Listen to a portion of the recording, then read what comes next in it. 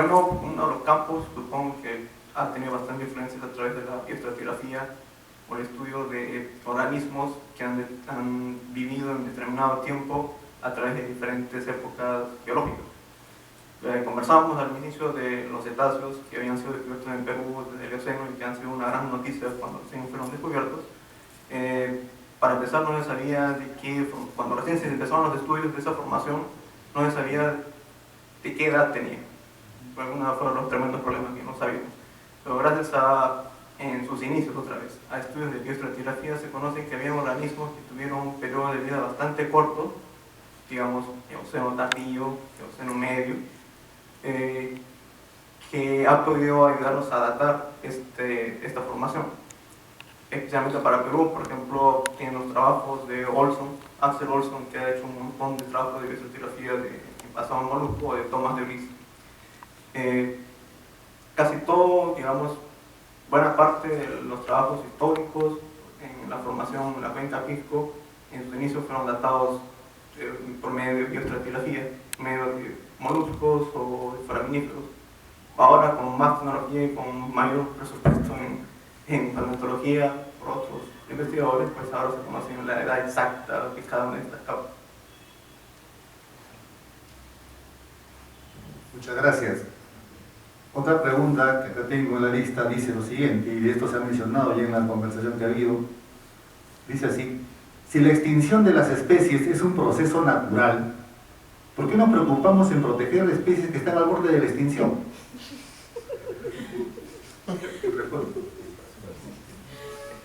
Yo no soy biólogo, ni he estudiado ecología, pero en la bioética también hay una rama, que vincula también todo el tema de la ecología, ¿no? Pero hay una cosa interesante, yo voy a plantear algo que ustedes lo pueden leer en un documento del Papa Francisco, ¿no? Laudato Si.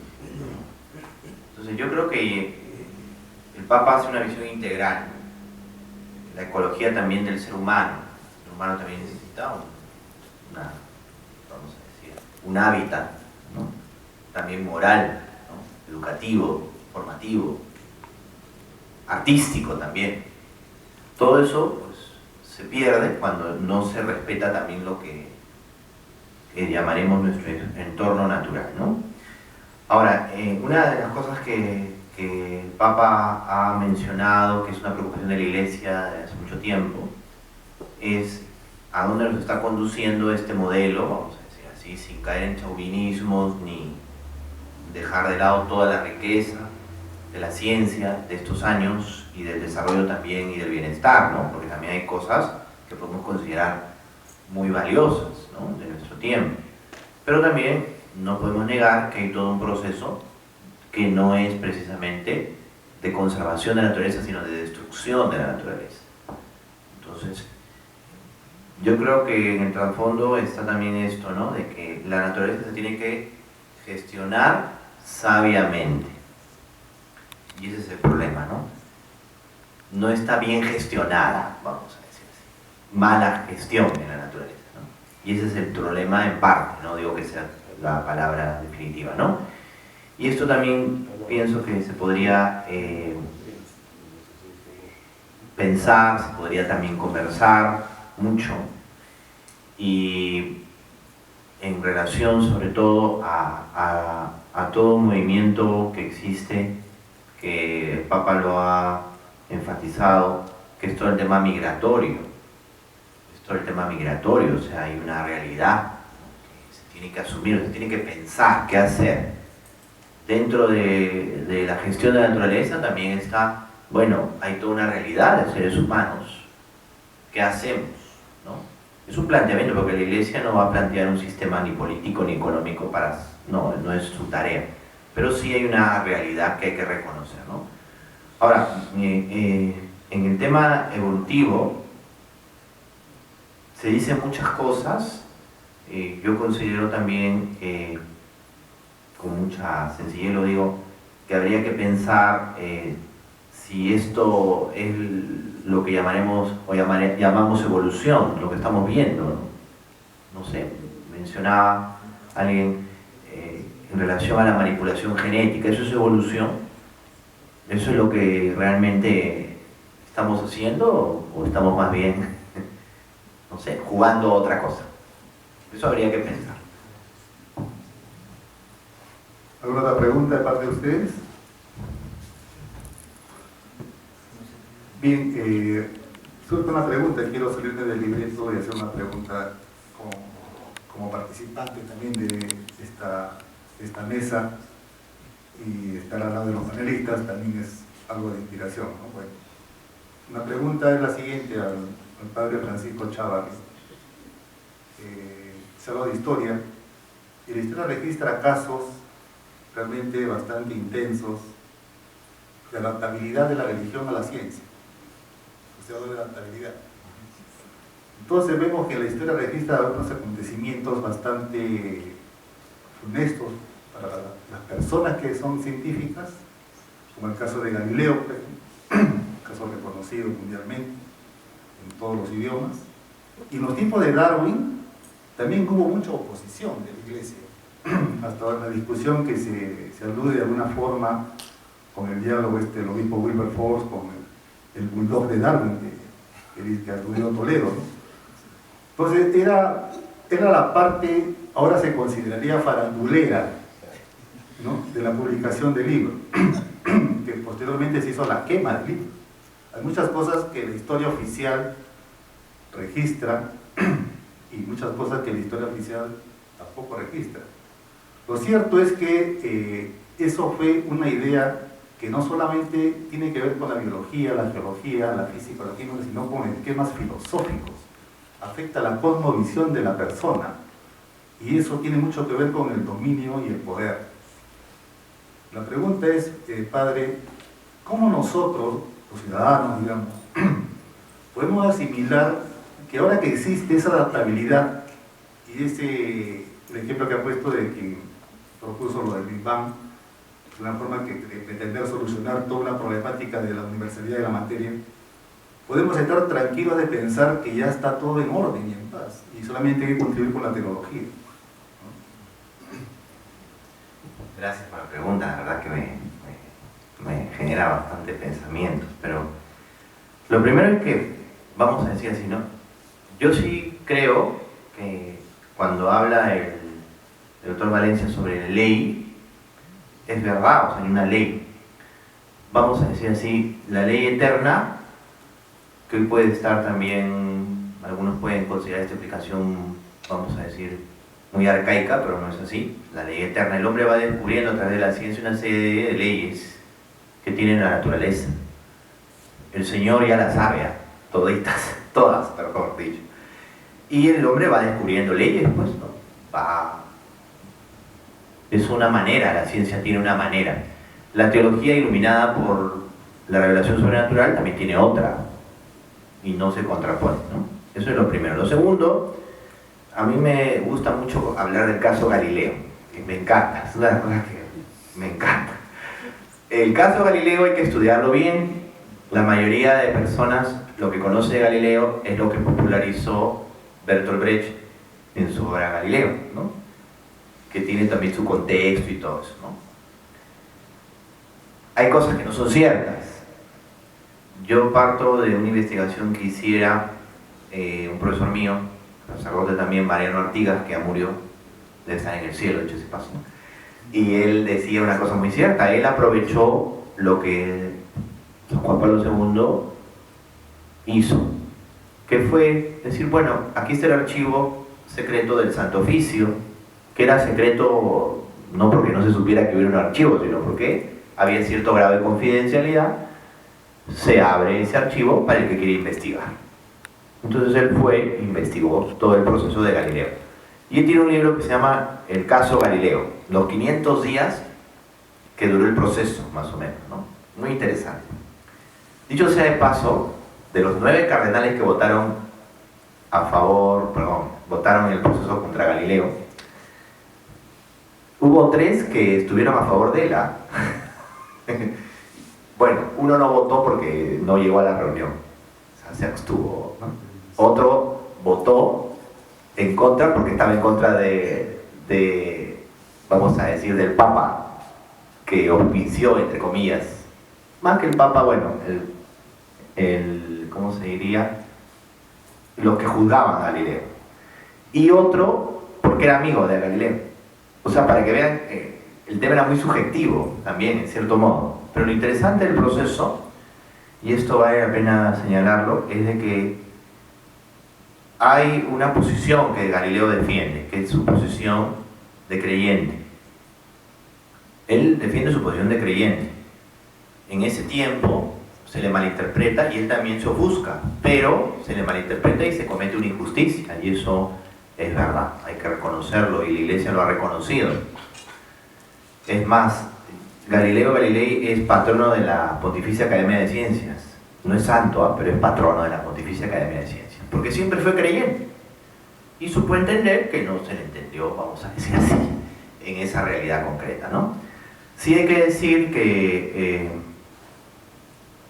todo el proceso también implica entender que tanto Galileo y Newton, prácticamente al mismo tiempo, simultáneamente, están llegando a una conclusión, a, vamos a decir, poder, no sé si explicarlo así, pero bueno, sintetizar la ley de la gravitación universal, prácticamente al mismo tiempo.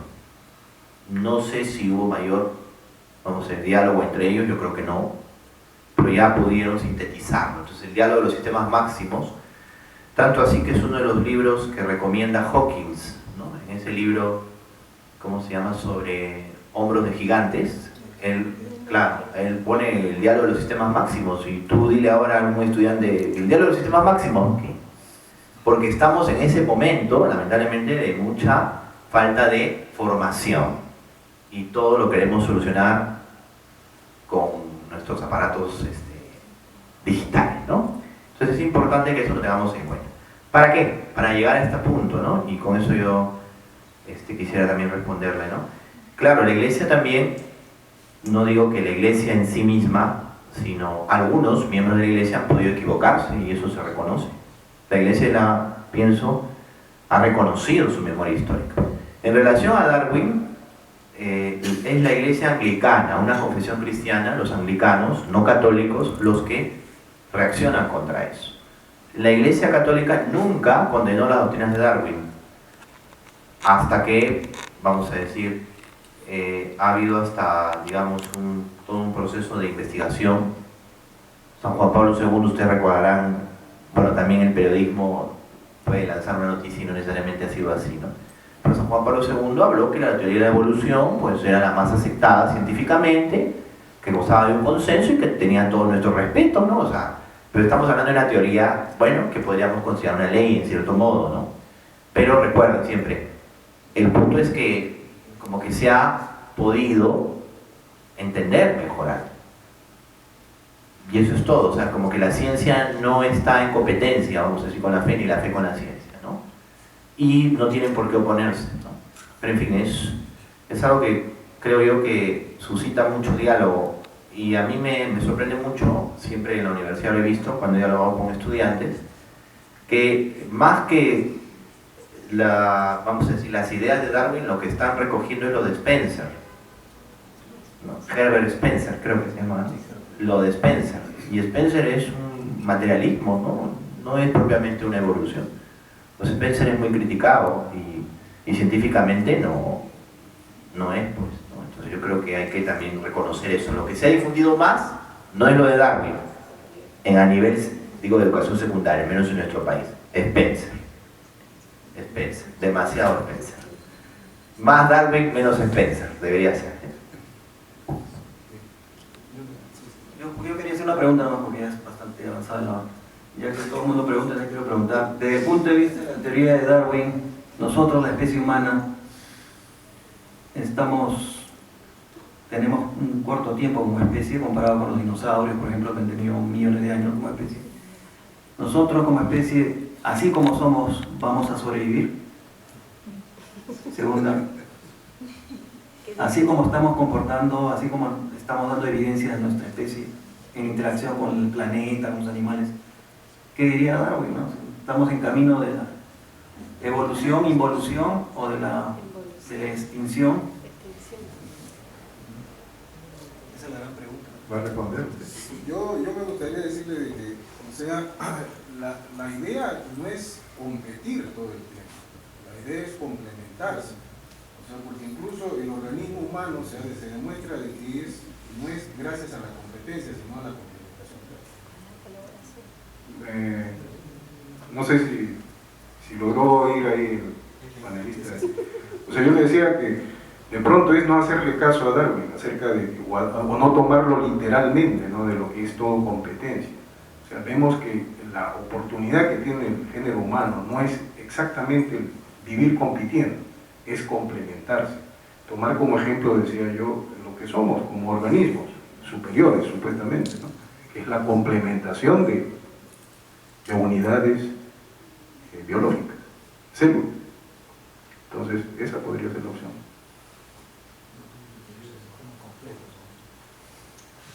Bien. ¿Alguna otra pregunta del público? A ver, ya para terminar la sesión. En relación al ingeniero que tocó el tema relativo, ¿no?, a que no se relacionaba la historia con la teoría de Darwin. Si lo adaptamos a la teoría de Darwin a la actualidad, bueno, a raíz justamente de la pregunta que hace el ingeniero, en estos momentos el ser humano está entrando ya en una competencia selectiva, si uno aplica la teoría de Darwin, ¿no? Ya va prácticamente, cada vez la sociedad va entrando en un juego selectivo, donde supuestamente la misma sociedad va desechando aquello que supuestamente no le sirve, ¿no? Es el caso, por decirle, cuando escuchamos a veces las críticas que le hacen a Trump, a Donald Trump, que es el presidente de Estados Unidos, ¿no? Entonces por otro lado, la tecnología mismo está trayendo otra cultura de conocimiento, donde ya simplemente se dice que ya podría decirse, las personas que no tienen una cultura tecnológica son analfabetos del siglo XXI, ¿no? Entonces, si nosotros nos proyectamos de aquí a 50 años, es muy probable que ya el tema no sea de cantidad de población, sino qué tipo de población va a tener la sociedad que va a sobrevivir a esa época. Entonces, de alguna manera, la teoría de Darwin se está cumpliendo. ¿En qué sentido? Que el mismo ser humano es selectivo de qué seres vivos quedan y quiénes son los que se van a desechar, ¿no? Esa es mi impresión. Muchas gracias. Bien, entonces, ¿hay alguna observación, algo que decir de parte de ustedes? De lo contrario, con esto estamos cerrando la mesa redonda. Les agradecemos mucho su presencia, sus preguntas, su participación, cuestionamientos y aclaraciones. De esto nos enriquecemos todos. Las conclusiones de la mesa redonda van a aparecer en la página web de la Sociedad Geológica, en la sección especializada de paleontología y biogeografía, según me ha indicado la presidenta. Entonces se va a evaluar estos resultados para poder darles a conocer a todos ustedes. De parte como orador de la mesa y de parte de la sección y la Sociedad Geológica, les agradezco mucho a los panelistas. Realmente su presencia fortalece bastante el nivel académico de estos ámbitos de la ciencia que poco se toca lamentablemente en nuestra sociedad peruana, pero que son fundamentales para poder tener una aplicación directa de todo el desarrollo del conocimiento directamente con la tecnología. Muy bien, agradeciéndole a ustedes la presencia también, su paciencia y en homenaje al tiempo, vamos por terminar esta mesa redonda con un fuerte aplauso.